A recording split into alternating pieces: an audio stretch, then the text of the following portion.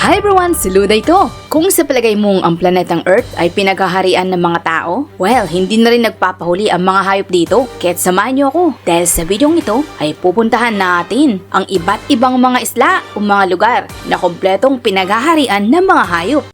Number 8. Ramree Island, Burma.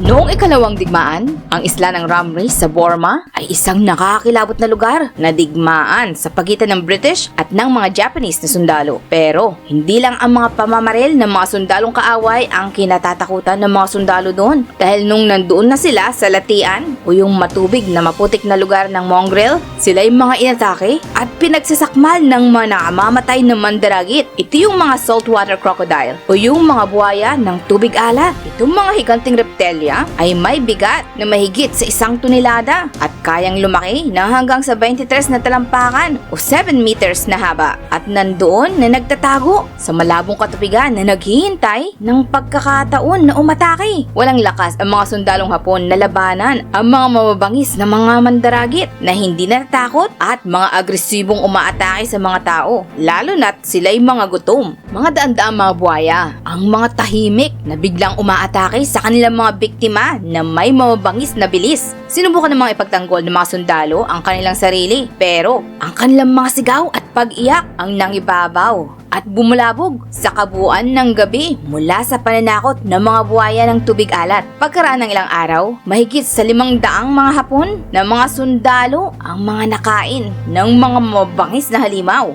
Sa bilang na 1,000 mga sundalo na pumasok na dumaan sa katubigan ng mongrel, mga 480 mga sundalo lang ang nakaligtas. Ang malupit na kamatayan sa isla ng Ramree ay isa sa pinakanakakilabot at brutal na pag-atake ng mga buhaya sa kasaysayan. Kaya't doon ay ipinapakita na hindi natin dapat maliitin ang kapangyarihan at lakas ng kalikasan. Number 7.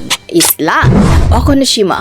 Napapalibutan ng iba't ibang mga isla at katubigan ng dagat. Doon sa Japan ay makikita ang isla ng Okonoshima. Subalit, karamihan sa mga tao ay kilala ito sa tawag na Rabbit Island o isla ng mga kuneho. Bagamat may tinatansyang sukat na 4 na kilometro ang kabuuan nito, ang maliit na islang ito ay tahanan ng mga tinatansyang 1,000 mga feral na kuneho. Ito mga kakaibang naninirahan sa isla nito ay natutunan na ang mga bumibisita doon ay karaniwang mga pinagmumulan ng pagkain at talagang hahabulin ka sa sandaling marinig ang hawak mong malinamnam na pagkain. Bagamat ito ay mukhang ang napaka-cute na lugar sa buong mundo, ang Okonoshima ay may madilim at misteryosong nakaraan. Bago pa ito naging paraiso para sa mga mabubulak na buntot, ang isla ay ginamit na laboratorio o paggawaan ng mga nakalalasong mga gas noong panahon ng Pangalawang Digmaan. Ang mga pasilidad doon ay itinagong sekreto na ang isla ay inalis sa lahat ng mga mapa ng mga Hapon noong panahong iyon.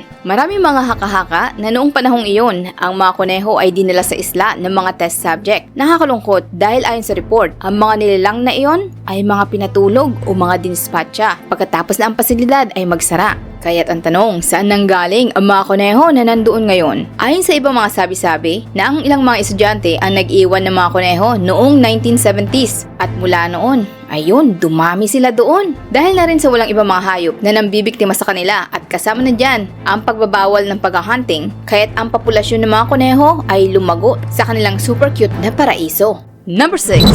Isla ng mga unggoy, Puerto Rico. Para sa ibang mga tao, ang isla ng Cayo Santiago ay isang lugar na kung saan ay tinitirhan lamang ng mga 1,000 unggoy. Sa tunog nito ay talagang mamamangha ka. Pero sa iba, ito'y mukhang isang planeta ng mga unggoy o yung tinatawag na Planet of the Apes. Noong 1938, tinatansyang mahigit sa 400 mga unggoy ang dinala dito mula sa India sa kadahilanan ng science upang mapag-aralan. At ang populasyon ng mga unggoy na iyon ay dumami mula noon. Sa ngayon, ang isla ay ginagamit pa rin na isang research base ng ilang mga university. Pero kung gusto mong bumisita doon, kinakailangan mong tingnan o bisitahin ito mula sa malayo. Yan ay dahil sa may tsansang magkaroon ka ng herpes type B. Mas maganda ng ligtas kaysa mahawa ka. Idagdag pa dyan na kung galing ka mula sa exotic mong bakasyon na may STD, siguradong walang maniniwala sa'yo na nakuha mo ito mula sa paghahaplos at paglalambing sa mga unggoy. Number 5. Quimara Grande, Snake Island, Brazil. Kung hindi mo paborito ang mga dumadaos-dos na walang mga paa at walang awang reptelya, mas gugustuhin mo nang lumayo mula sa Camari Grande na kilala rin sa ibang tawag na Snake Island o isla ng mga ahas. Pero sa totoo lang, kahit na fan lover ka ng mga ahas, sigurado nang mas maganda at gugustuhin mong magbakasyon sa ibang lugar dahil itong Snake Island ay tahanan lang naman ng mga naglalakihang populasyon ng mga ahas. Pero hindi basta-basta mga ahas. Yung Golden Lancehead Viper na isa sa pinakamakamandag na ahas sa buong mundo ay ang tumatawag sa islang ito na kanilang tahanan. Tinatansyang 1 hanggang 5 ahas ang meron kada square meter na nandoon sa may 6 na hektaryang lupain ng isla, na ibig sabihin nito, ang Pit Viper ay nandoon lang sa may distansyang 3 talampakan ang layo sa iyo sa anumang oras. Habang siguradong hindi ka naman ito hahabulin, subalit maaari ka naman itong atakihin ng bigla kung maramdaman nila na sila'y nasa panganib. Pero bakit wala pa rin may lakas ng loob na buhusan na lang ito ng gasolina at magsindi ng posporo na itapon dito o kaya'y iwanan ng mga 100 ng honey badger? Well, ako rin ay nalilito. Number 4. Big Major K, Bahamas.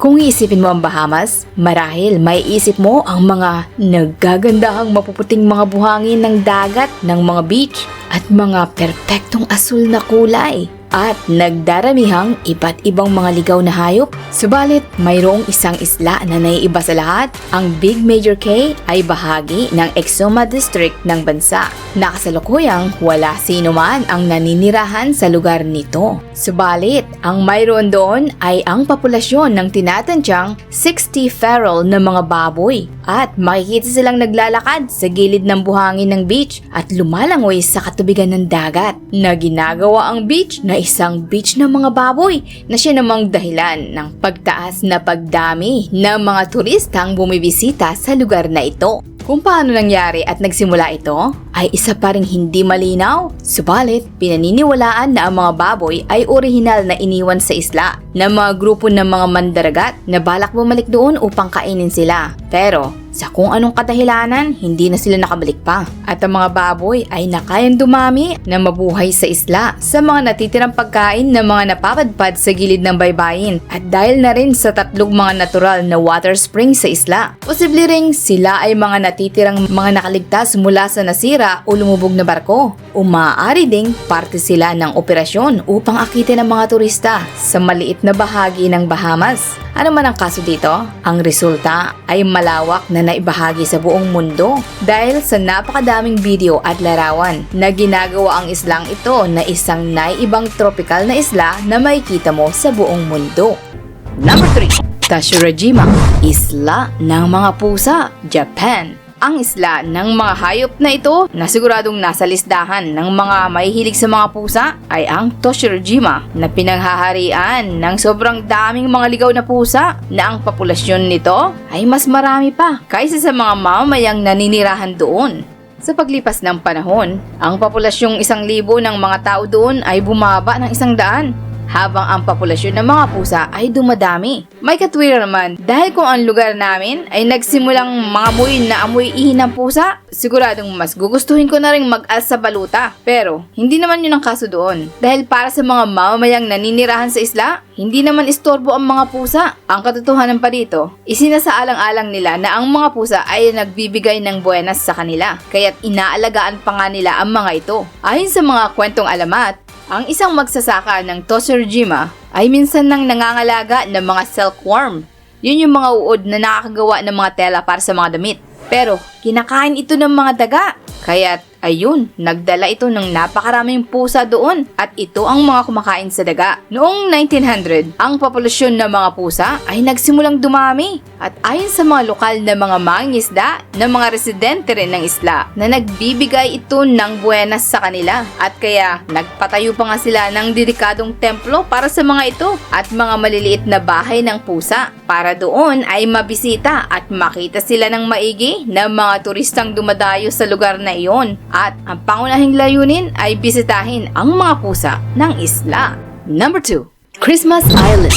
Sa pangalan pa lang ito, kitang-kita na ang masayang kulay ng Pasko sa isla nito. Hindi dahil sa tahanan ito ni Santa Claus, kung hindi dahil sa ang maliit na isla ay humahawak ng nakamamanghang makulay na berde at pulang mala-display ng ating natural na mundo. Taon-taon ang mga sanga nitong maliliit na isla na matatagpuan sa may 1,500 kilometers sa pangunahin nitong lupain sa may kanlurang bahagi ng Australia. At habang ito'y nagmumukhang isang kakaibang isla dahil sa sikat na mga mapupulang maliliit na nilalang ng dagat na tinatawag na red crab o pulang alimango. Mga 45 million na mga nakamamanghang maliliit na nilalang ng dagat ang mga nagmamigrate sa beach nito. At doon ay upang manganak at iwanan nila ang kanilang mga fertilized na itlog. At pag napisa na ito, alam kaagad ng mga maliliit na alimango ang kanilang dapat puntahan. Alam nila na dapat silang pumunta pabalik sa pinakagitna ng isla. Nakamamangha talaga. Kaya't dito ay walang dudang pinaghaharian talaga ito ng mga pulang alimango.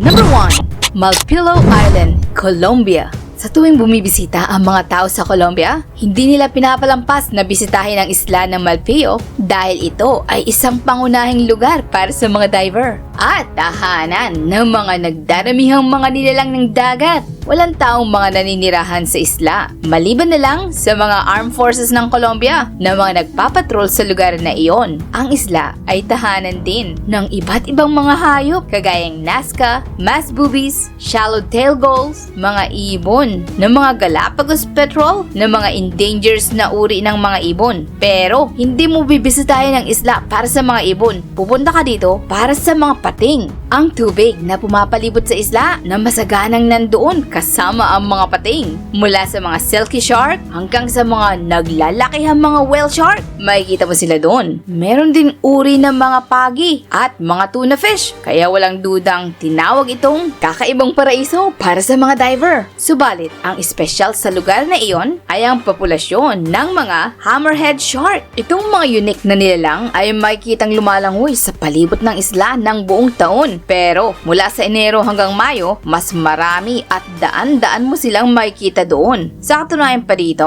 ang mga pader sa ilalim ng tubig at mga kuweba ay nakakayang makasuporta ng hanggang sa 200 mga hammerhead shark. Hindi sigurado ang mga scientists kung bakit nagtitipon-tipon ang sobrang daming bilang ng mga ito doon. Hindi nila alam kung ito nga ba ay yung kanilang lugar na pinag-aanakan. Pero ang pangunahing teorya dito na naaakit ang mga pating sa rehiyon dahil sa maligamgam na tropikal na kapaligiran ng dagat. Ano man ang dahilan ng kanilang naglalakihang pagtitipon-tipon doon, bawat taon hindi nito nabibigong akitin ang mga libu-libong diver na dumadayo sa lugar na iyon. Alin sa mga isla dito ang nagustuhan mo? At napuntahan mo na ba ang isa sa mga ito? O may balak kang puntahan? I-comment mo dyan sa ibaba ng video. At kung nag-enjoy ka sa videong ito, bigyan mo na ako ng thumbs up. At dahil sa inabot mo ang dulo ng video, narito ang ilang mga shoutout mula sa nag-comment sa nakaraang video. At kung gusto mong maisali sa susunod na shoutout, huwag kalimutan mag-subscribe. Kung nagustuhan mo at nag-enjoy ka sa video ito, mag-subscribe ka na at i-share mo na rin sa mga kaibigan mo. Bigyan mo na rin ako ng thumbs up sa ibaba ng video. I-check mo na rin ang isa sa mga video sa kaliwa o kanan. Sigurado ko, mag-i-enjoy ka. See you on my next video guys. Hanggang sa muli. Bye!